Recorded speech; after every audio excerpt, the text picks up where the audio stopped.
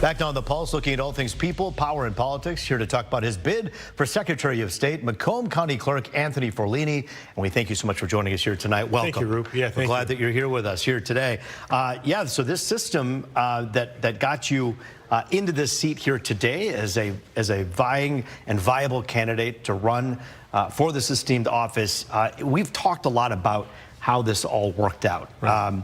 This convention system that we have, we're one of 3 states in the country that have this kind of express delegate convention type model here, in which the people at home don't get to decide who ends up on the ballot, but instead the delegates in that room. First of all, as someone who wants the job as Secretary of State, do you think that's a good system? You know, it's tough to say because it's been going on since the 1800s, but really, the average person is saying, how come I don't get a chance? How come I don't get a chance to vote? So it's a tough system. I would agree that, and I think most of the candidates that we're running would agree that we got to change it. It may be moving the primary back a bit or forward. I don't know which way you're looking at it. Back to June, that gives the populace time to really vet people out, as opposed to August, which is really a short time. And there's been efforts that have been made in the past, even by some Republicans out there, to say, hey, we gotta get this system different. We gotta get it to the point where people at home can go choose their candidates. Yeah. And those lobbyists have beat that down and have allowed this convention system to continue. Do you think it'll change in the next few years? I believe it will. It's time. It's time. I believe they're going to move that from August to June for the primary, and I think that's going to open the door to say, hey, let's do everything in June. I think this is really interesting. We've had a few people sit at this table who are Democrats who've talked about you with nothing but positive things. They may not see eye to eye, when it comes to some of the political thoughts and the process by which you believe this state and how these elections should be run. They may not agree with that, but they like you as a person. And you have kind of taken a lot of pride in not ripping other people down in order to get to where you're at.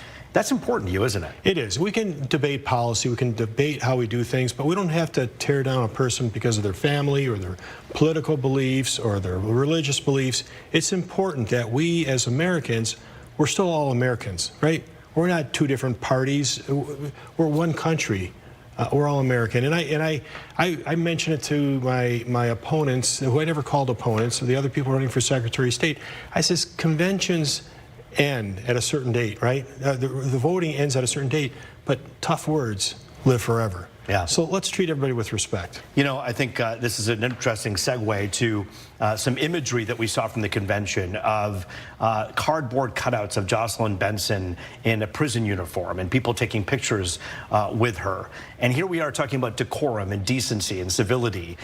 Does that match? Does that add up to you? And what do you think about your opponents who had that imagery put up there? Well, that was their way of doing things. That's not the way I do things. And so I kept it very positive, and I try to be the person that brought everybody together as opposed to trying to divide. When you have, obviously, the Republican Party, I don't want to say it's fractured, because who am I to say it's fractured? It may be in one great big piece, but it seems as though there's some disparate thoughts going on about how to move forward with that kind of decency you're talking about.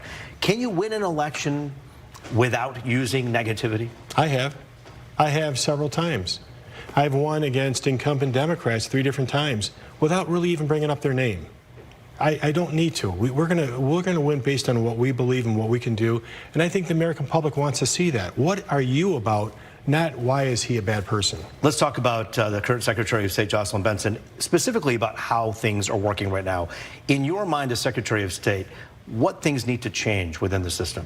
Well, I think the biggest thing is transparency. We really need more transparency because people are doubting our election process.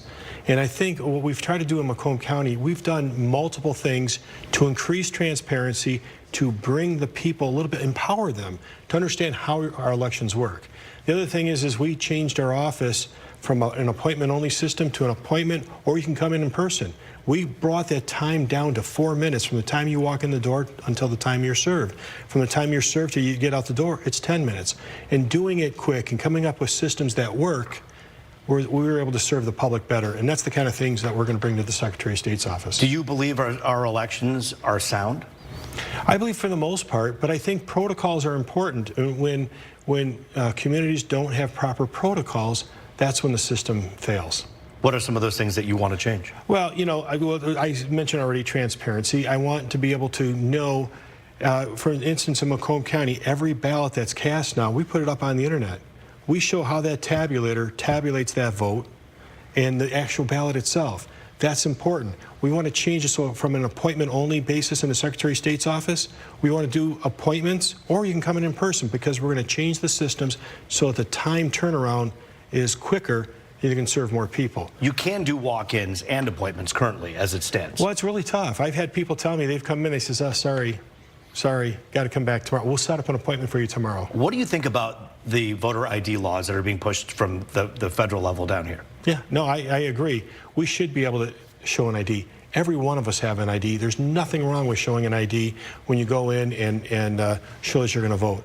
The only people, we've heard it said, the only people that don't want to do that are people that potentially want to cheat. Are there people out there that you're concerned about, maybe some kinks that have to be worked out when it comes to women who just get married and have a different legal name than outside of their license? Those people could fall through the cracks. Do you worry about that? No, I don't.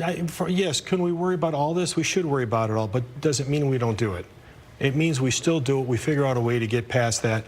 And it's more of a talking point, because certainly things within the system already show that you're married and what your prior name was. Anthony Forlini, running for Secretary of State here in the great state of Michigan. Great to see you. Thanks for joining us here tonight on The Pulse. Pleasure to have you here. And by the way, we put out the invitation to Garland Gilchrist. He'll also be appearing on The Pulse as well. Your opponent, who, by the way, he congratulated on email just minutes after Garland Gilchrist won. So why not? Doing it in that style. Thank you, Anthony, for that.